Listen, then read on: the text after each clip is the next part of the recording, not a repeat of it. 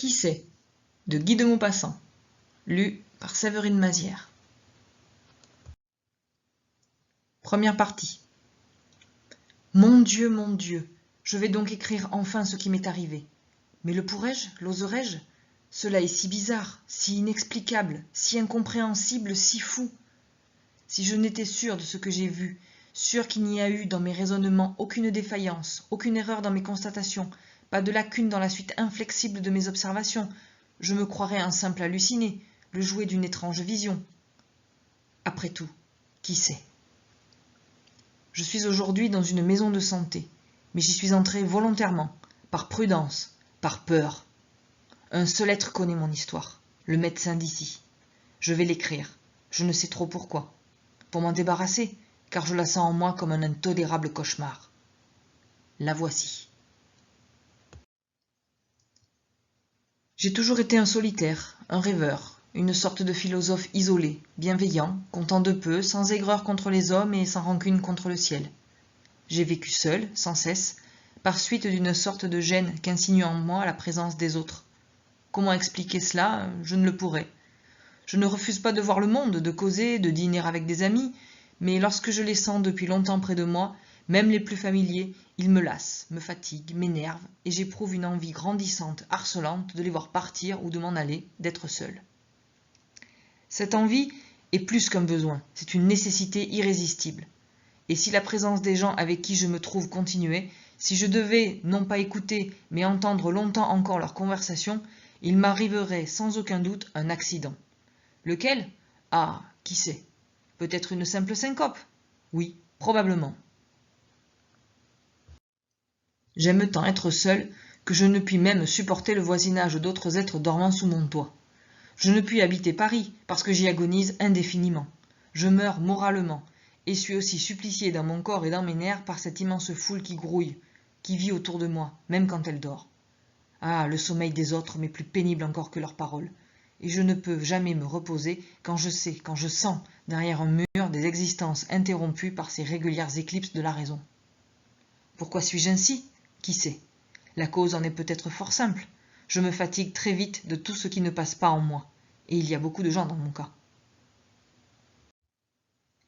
Nous sommes deux races sur la terre, ceux qui ont besoin des autres, que les autres distraient, occupent, reposent, et que la solitude harasse, épuise, anéantit, comme l'ascension d'un terrible glacier ou la traversée du désert.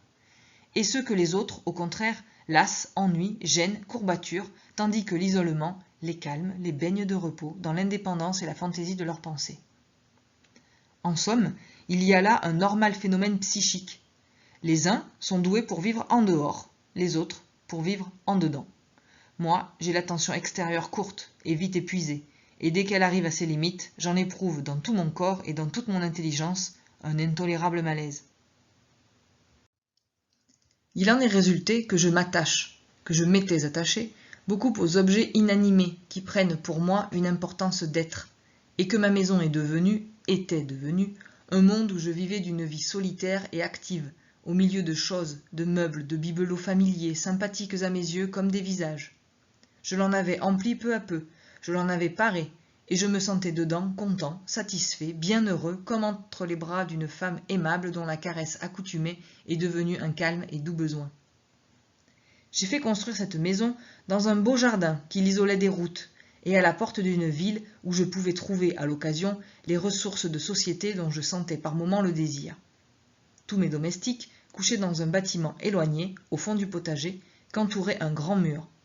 L'enveloppement obscur des nuits, dans le silence de ma demeure perdue, caché, noyé sous les feuilles des grands arbres, m'était si reposant et si bon que j'hésitais chaque soir pendant plusieurs heures à me mettre au lit pour le savourer plus longtemps. Ce jour-là, on avait joué Sigurd au théâtre de la ville. C'était la première fois que j'entendais ce beau drame musical et féerique, et j'y avais pris un vif plaisir. Je revenais à pied, d'un pas allègre, la tête pleine de phrases sonores et le regard hanté par de jolies visions. Il faisait noir, noir, mais noir au point que je distinguais à peine la grande route et que je faillis plusieurs fois culbuter dans le fossé. De l'octroi chez moi, il y a 1 kilomètre environ, peut-être un peu plus, soit 20 minutes de marche lente. Il était 1 heure du matin, 1 heure ou 1 heure et demie. Le ciel s'éclaircit un peu devant moi et le croissant parut, le triste croissant du dernier quartier de la lune. Le croissant du premier quartier, celui qui se lève à 4 ou 5 heures du soir, est clair, gai, frotté d'argent, mais celui qui se lève après minuit est rougeâtre, morne, inquiétant. C'est le vrai croissant du sabbat. Tous les noctambules ont dû faire cette remarque. Le premier, fût-il mince comme un fil, jette une petite lumière joyeuse qui réjouit le cœur et dessine sur la terre des ombres nettes. Le dernier répand à peine une lueur mourante, si terne qu'elle ne fait presque pas d'ombre. J'aperçus au loin la masse sombre de mon jardin, et je ne sais d'où me vint une sorte de malaise à l'idée d'entrer là-dedans. Je ralentis le pas. Il faisait très doux. Le gros tas d'arbres avait l'air d'un tombeau où ma maison était ensevelie. J'ouvris ma barrière et je pénétrai dans la longue allée de sycomores qui s'en allait vers le logis, arquée en voûte comme un haut tunnel, traversant des massifs opaques et contournant des gazons où les corbeilles de fleurs plaquaient, sous les ténèbres pâlies, des taches ovales aux nuances indistinctes.